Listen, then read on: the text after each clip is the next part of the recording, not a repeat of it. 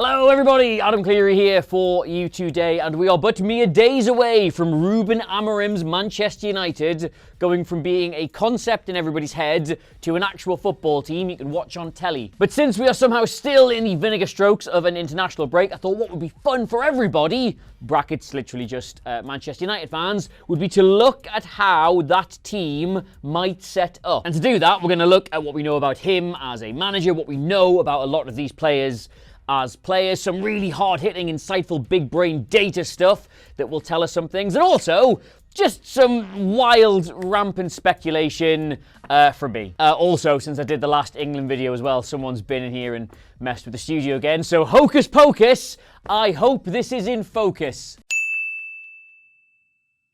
And just before we start, right, I'm going to warn you in advance, this video contains multiple potential redemption arcs, which are the best thing in football. Right, so first of all, the formation. If you have been anywhere on planet Earth near a digital screen since they appointed Amarim, you will have heard about this 3-4-3, this 3-4-2-1, call it whatever you like. This is his system, and it's sort of what he's famed for. Now I, trying to be sort of contrarian and very clever, have been telling people privately that I wasn't totally sure he was going to use this system, because Amarim's come out in a lot of interviews and talked about his need to adapt to Manchester United, not just about coming in and copy and pasting his sporting team over the top of them. And I thought what that might mean was that he was going to come in and instill his footballing principles into Manchester United before trying to instill his football system into Manchester United. Basically, Sporting aren't just a formation, are they? They believe in getting the ball forward really quickly. They want to get it into this area, then run it forward, carry it rather than pass it. And the whole system's built around creating really good goal-scoring chances for one lethal centre-forward, not really about sharing them around. And you can do all three of those things without playing a 3-4-3. But just to clear that one up straight away, there's already videos from the training sessions, and they are in fact doing a 3-4-3. So either it is going to be this system, or he wants Ipswich Town to think that it is. Either way though, here we are. Now if you already watched our first video on Ruben Amorim and why Man United wanted him so much, then amazing, thank you so much, that's brilliant. Here's a gold star for you. You might be able to peel it off the screen if you just pick at it long enough. You will already have heard us talk about like what the philosophy is and how the system works. We're not going to retread all those boards now. It's there or there, forget which side it appears. It's in the corner now if you want to go watch it and then come back. I'm not going to repeat all of that, but what's important to know is that within this system, despite it being balanced and there being two of these, three of these, they have to profile, they have to all be very different players. I'm going to start at the back here and sort of work my way forward, if not quite in a direct line. He wants a goalkeeper who can play with the ball at his feet, right? Andre Onana. There's been some talk that he might want to upgrade him or replace him, and yes, maybe that will happen, but for now, there's no question, Onana will be his goalkeeper and he'll be very good at doing that. And interestingly, the back three is about as perfect as he could have possibly hoped to inherit, because he wants ball players, he wants three players who are good with it at their feet, that can link up with the midfield, that can take possession under pressure and help beat presses and things like that. And in Leny Yoro, in 𝗦𝗶𝗴𝗍𝗓, and in Lisandro Martinez, you have three of the best central defenders probably in the Premier League at doing that. Both Yoro and Martinez offer a lot of pace into these channels to sort of cover in behind the wing backs where they're getting up the pitch, and also because this shape changes when they're in possession sometimes, so that the goalkeeper actually comes in as the third centre back. One of these pushes up. I'll just rearrange this really quickly. Either way, you want a centre back who can move into the midfield. That is 𝗦𝗶𝗴𝗍𝗓 to an absolute T. Like if we look at his stats in terms of possession, he's one of the best in possession defenders in all of Europe. Like these are his stats from last season at Bayern. Admittedly, he's not quite got a proper handle on it while he's been at Man United, but he is perfect for that central centre-back role. And there's also, whisper it, really good depth at Man United for these centre-back roles. Like Luke Shaw would be perfect in this position. Both Evans and Maguire, despite being a little bit sluggish, are great in this sort of possession centre-back role in the middle. Like, they'd be pretty well covered to do this, even with a few injuries. But now we arrive at the first big conundrum of the Amarim era, because nobody, go watch like 20 videos on this, go read 100 articles, nobody can agree who the preferred wing-back pairing should be. Now, it's almost certainly going to be Ďalo and Mazraoui, because they can both play in that position, and they're undoubtedly the two best players at Man United in those positions currently. But when we did the first video, right, I said this. Spoiler alert for that video, but I may be copywriting the name the 𝗕𝗫𝗧𝗏𝗠𝗔. Does that work? And if you have seen any of the training ground footage that's come out since Amarim's made it into Man United, you will have seen that being attempted. But why? Why did I think that would happen? And why is it something he's already experimenting with? Well, because it goes under the radar because of what, like, no offense, right? But Antony is actually one of the best defensive wingers in the Premier League. No, don't click off the video. I haven't hit my head, right? I can prove that with stats and stuff. Like, if we look at his FB ref profile, right, for wingers in the Premier League, so attacking wingers, right, this is his defensive numbers. Like, they're extraordinary. Like, the guy's in the very, very top brackets for, like, tackles won, tackles in the defensive and the middle third, like, percentage of tackles won, like, the number of blocks he makes, interceptions, combined tackles and interceptions. Like, those are genuinely staggering, really impressive numbers. And if you've ever watched him in certain Man United games, he really does put the running in back towards his own goal when he needs to. Like, this is a clip we highlighted, I think, from, like, the Tottenham game at the start of last season. Like, he's silly. He's a silly man, and he does silly things, and he's not going to get you, like, 10, 15 goals a season.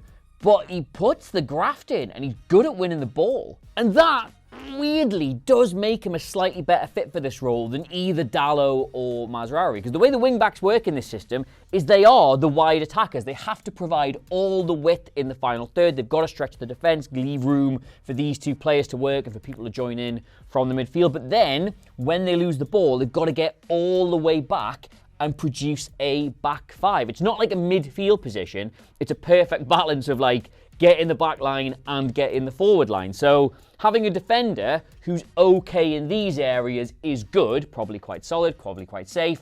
But having, like, an attacker who's solid enough back here, but lethal, inverted commas, in the final third, you'd probably give that a go. And this stat here, he was the leading attacking player in the Premier League for creating a goal from a defensive action. So, like, an interception, a tackle, a block, something where you're doing a defensive action and then you immediately create a goal either for yourself or somebody else. Like, he's number one in the league at that, despite his obvious lack of minutes. And also options in these areas. Amas, the young lad who's had like 2 or 3 games for them, he's a left back, but he does feel like he's really good at ball carrying, could possibly be used in this area. And Malacia. Does anyone remember Malacia? He'd be really good here as well. Gun to my head, probably Ďalo and Mazraoui to start, but the 𝗕𝗫𝗧𝗏𝗠𝗔, he's this season's Joe Linton, starts here. Oh, hang on. Hi, darling. I'm in the studio at the minute. I'm on camera. You are in the video. I'll clip this and send it to you, or leave it in. All right, I'll speak to you later. Okay, bye. She loves me so much. I can't remember where I was now. Now, yes, anyway, into the midfield. And the reason I mentioned profiles before and how they have to be different is because these are not 2 6s. These are not 2 8s. These are not 2 anythings. Amarim needs different types of players in the same sort of roles. And what we will have here, if it's anything like Sporting, is a ball progressor, someone who will get the ball, carry it up the pitch, get involved in the forward line, and also a bastard. Now, 𝗕𝗁 𝗕𝗏𝗧𝗏 has already played for Amarim in this exact system, in this exact position, and the job here is to allow the wing-backs to get forward, to allow the 10s to sort of support the forward, then this dude gets involved, and then you just kind of sweep around with all your athleticism and all your brain, and you stop counter-attacks, you recycle possession, things like that.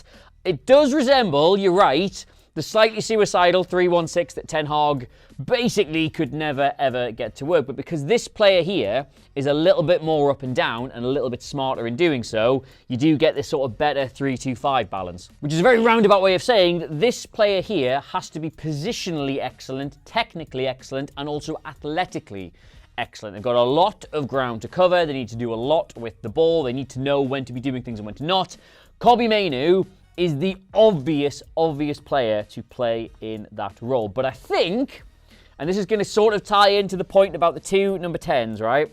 I think what Amarim will be most excited about in this job is the ability to adapt these 4 players as necessary. Like, at Sporting, he just had to work with what he had. They didn't have loads of money to go and spend. They didn't have an enormous squad. They pretty much had their best 11 and then a few sort of options in case of injuries around that. At Manchester United, there are loads of different profiles of players who can fill all 4 of these roles, and I think you'll see these changing quite a lot. Like, there's this expectation that Bruno Fernandes is an automatic pick in one of these 2 number 10 roles because he's fantastic to have near the opposition box. But I do think certain games will allow him to play in this role here, to be the up and down, to be the vertical presence, to get it off the back foot, to carry it up the pitch, while you have 2 different types of attackers sitting in front of him. Right. Where did I land with that? Yeah, probably 𝗕𝗫𝗓𝗓, probably Mainoo, but that might well be Casemiro. And this player will change, I think, quite a lot. Now, the really fun part of the video, the 2 number 10s, because they are the most interesting thing about Amarim's system, in my opinion. At Sporting, they profiled massively, massively differently. Basically, you had an inverted winger, a left-footed wide player, who would come into the centre here, basically occupying this entire half space, but then also more of like a classic number 10 who would instead float out. So you can sort of imagine very easily these 2 covering these spaces just in terms of what they would naturally choose to do. And what tended to happen, although it did change quite a lot, was that the inverted winger would sort of come in and try and get into these areas, crosses into the box, shots, direct drives at goal, and this player, the number 10, would either play make from a more central area or try and get in to support the forward as a second striker. And Man United have absolutely loads of options if that's what they want to do. Like, Bruno Fernandes has been basically playing as one of the top 2, helping with the press, helping with goal threat and things like that. He's a really natural option to play on this side of the 2. I've got a guest. Hi everyone, it's Adam Monk, whose head won't fit on the blue screen. Oh, there you go. Where are we up to?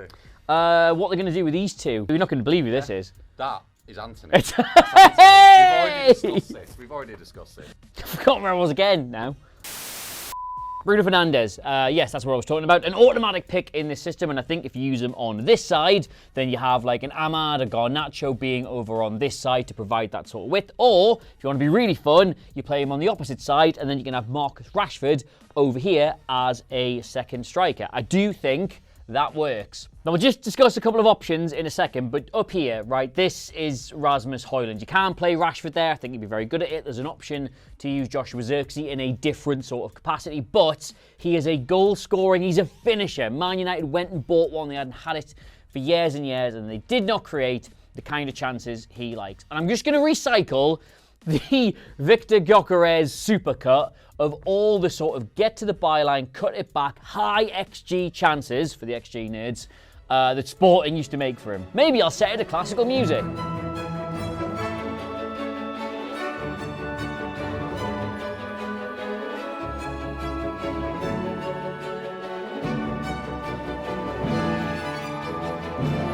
And chances like this are the whole point of this system. It's why you get wing-backs further up the pitch. It's why you have these 2 options in the number 10. The objective is not to pass the ball to death around the 18-yard box, slowly waiting for a chance to get in. It is to drive, to run. We talked about this loads in the other video. To get to the byline, to get past defenders, and to square the ball to a natural finisher. And if Man United can create those kind of chances for Rasmus Hojlund, he will gobble those up like a pisshead with a curry. And thus, for this Manchester United team, the most important bit of data for these 4 players are their carrying numbers and their take-on ability. And for these 4, I don't know if I'm going to get all this on screen at once.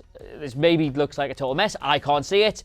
You'll see that there are some good players and some bad players. Now, Rashford here, his last season were terrible, but he had a really bad season last season. If we flip those for the year before, you'll see he does have that in him to go past players, and especially here, to carry the ball into the penalty area. Bruno Fernandes is massively the odd one out, which is why I do think occasionally you might see him deployed a little bit further back. Like, his ability to create is sort of at odds with what this system's going to do. So either Amarim's going to have to adapt that, or he's going to play him a little deeper, I think. And like over on this side, like Garnacho's a very natural dribbler. He loves to go past players. Amad's a natural dribbler, loves to go past players. And even 𝗕𝗏𝗏, like these numbers are going to look bad at first because he doesn't do a lot of carries across the course of the game. But if you look at his successful take on percentage, that's probably more a reflection of him not being asked to do it. He can clearly go past somebody when he needs to. So bottom line here, right, just to sum up, I think Amarim's first few teams for Manchester United, the Ipswich game, and while he's getting his feet under the table, will look something like this. I think this is like a nice, safe compromise between what they can already do, what they're already good at, and what he wants them to do. Fernandes is in a position where he's the most effective. You've got your most solid, stable options at the wing-back positions. You've got good options in the middle. You've got 3 central defenders. I think they're all fit. I should have checked before I recorded the video, but if they're all fit, they'll play, basically. I think this is going to be version 1. But as time goes on, and this team, not just this 11, but this team as a whole, starts to get more accustomed to this system of moving the ball forward, of dribbling, of taking players on, of creating those kind of chances, I think it might look a little bit more like this. You probably think that's a waste of Bruno Fernandes, and maybe it is, but him behind these 5 players, able to give them the ball so they can carry it forward and make those runs, feels to me, this is an old Geordie expression, super lethal. And finally, it would be remiss of me to record this video and not tell you a little bit about the second possible redemption arc for Manchester United.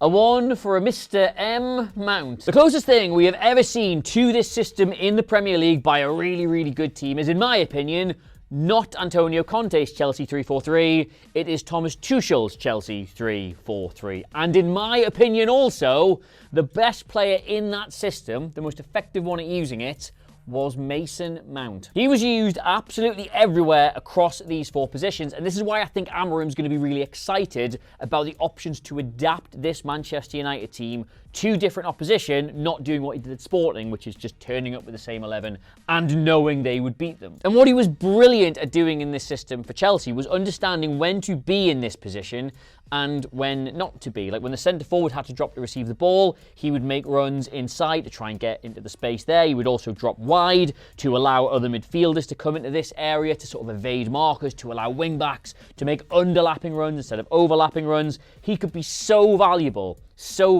in this team, in either of these positions. And I think, genuinely, like these 4 players here, the options he's going to have, should really excite Man United fans, because I've seen loads of people speculating on like what their best 11 should be, what's his starting team going to be, who does he need to buy, who does he need to sell, etc. And just the options he has with Ahmad, with Garnacho, with Mount, with Fernandes, with Rashford, with all the other players that can slot into any of these 4 positions, I think this will change week on week. I think this will be specifically tailored to damage the opposition. And that's how it should be. That's how football should be. No, I hate the term best 11. You should never ever have one. You should be better than that. You should be more adaptable. Anyway though, yes, that is the hype train sufficiently started before they then go and inevitably draw 2-2 with Ipswich. And if it happens, you can clip that and make me look clever. Now, as I said at the start, we are coming out the end of an international break, and those are just the hell on earth for me trying to run this channel. So please do subscribe to us here